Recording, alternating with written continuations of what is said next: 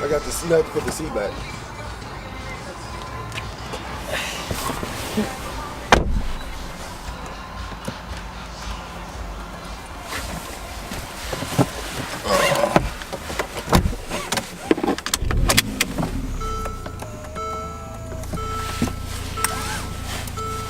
Guess we should buckle up. Shall we say what we're driving today? Yeah. A GLA45 AMG, fans' favourite, 375 horsepower. A lot of fun, this car. So Dharam, people love to see your walk-arounds. You're a fan favorite, so to speak. They do. People love you. Tell us a little bit about this car. It's a vehicle that's it's in an unusual segment. It's that crossover segment, and which is becoming pretty popular here in Canada. Yeah. Obviously, there's a lot of competition regarding this size of vehicle. Yeah. Tell us a little bit about the vehicle and why people should choose this vehicle over some of the other competitors. Well, first of all, I don't know if I am a fan's favourite. I just enjoy doing the videos from time to time. I feel it's doing something different, and it's all about having fun here. But a few reasons why people should consider something like this is because, well, it's perfect for our winter, our Alberta winters that we have. The vehicle's high off the ground. It looks good, so it's aesthetically pleasing. It's that crossover look, so it's not going to look like any standard ordinary vehicle like a sedan or a SUV. And it's all-wheel drive. Also, this particular one, 4-cylinder, 375 horsepower, the AMG handcrafted motor, is very special, and it is a lot of fun. Yeah. It's just incredible, just the way it handles, the way it sounds. Yeah. Yeah. It's just extraordinary. Yeah, I'm driving it right now. It handles very well. Very solid vehicle. Yeah. I'm loving the inside of it. Now, I just want to switch gears a little bit. People want to know about Dharam, and so tell us a little bit about yourself and where you're from, and how did you get to Mercedes, and why did you choose, Mercedes? Well, I'm from, well, those that don't know, I am from London, England, from northwest London, representing Harrow. Yeah. I came here and I decided that I was going to work in the automobile industry. Yeah. So I didn't have many contacts. I didn't have a network of people to go to, but I made a decision that I was going to work in the automobile industry for a few reasons. First of all, I'm a big fan of Larry David from Curb Your Enthusiasm, and he said that people, at least once in their lifetime, should work in the automobile industry. True. And I wanted to do it before I was 30 years old, and I thought, what better opportunity to do it than here in Alberta? If I didn't enjoy it, then I could just move on and do something else. Yeah. So without knowing too many people, without having a network, I just went from dealership to dealership, just knocking on people's doors. Yeah. I went to a few of the brands, a few of the manufacturers. As soon as I went into the door, in some places I wasn't as comfortable. And I went to a few of the luxury dealerships. I also went to a few of the domestics. I felt more comfortable at the luxury dealerships I went into. Yeah. And then I went into Mercedes-Benz. It was known as David Morris Fine Cars. And immediately I just felt extremely comfortable. I just felt at home as soon as I got in. The manager was able to see me more or less right away. Had an interview, it went fairly well.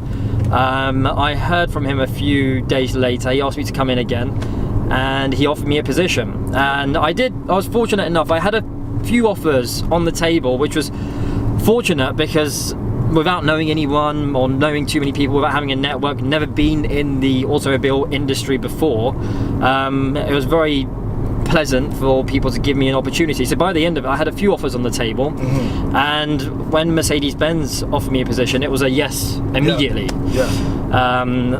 Great brand. I felt extremely comfortable when I was there. So I said yes immediately to them, and I started working pretty much straight away.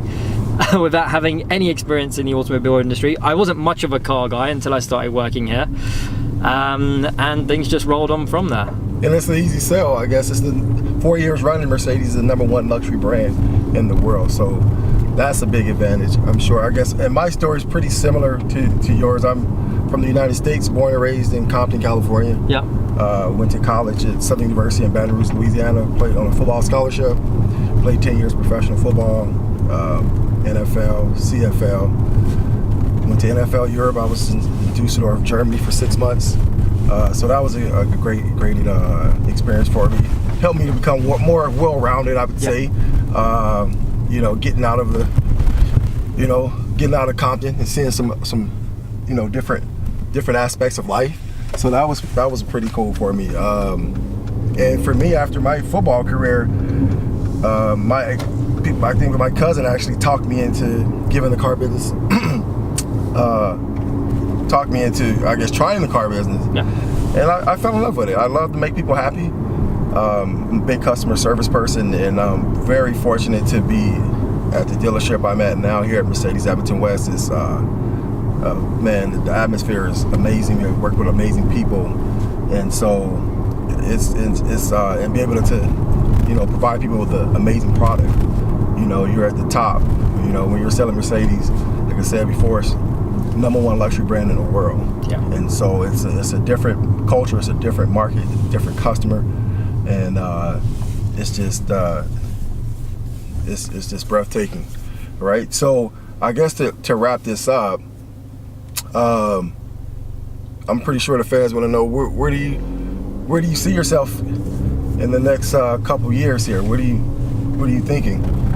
You want up to management? You want to move into finance? What are you thinking? Well, it's a good point that you raise about customer service. I'm neurotic about customer service, and I try to do everything I can for my guests. Yeah. Sometimes you do.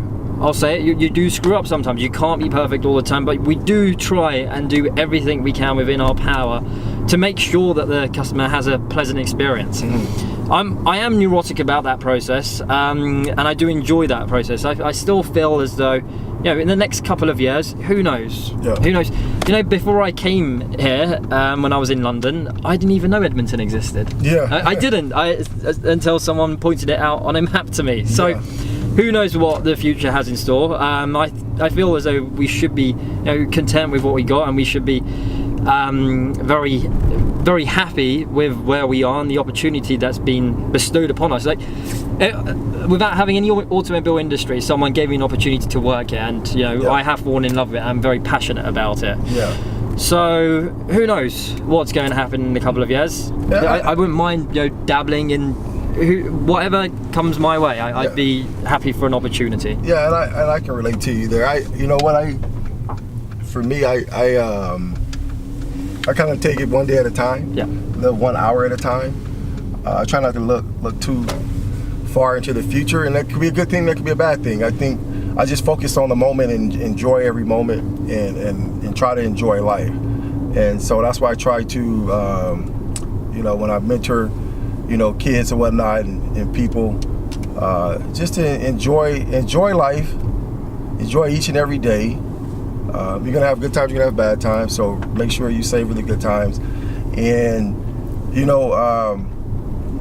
and when the opportunity comes, if you put in the work, like I always say, when hard work meets opportunity, it equals success. Yeah. So that's the thing, is just staying prepared. So whatever happens and whatever opportunity comes about, that we're ready for it, right? Yeah.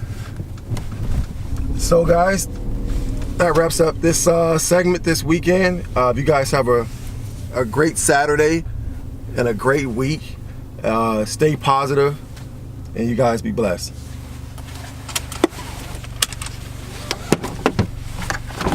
Oh. Yeah, that was pretty cool. Yeah. Was it weird and fun? No, it was good. Good. I know. I knew it was going to be good. Yes. I'm not even sure it's the first.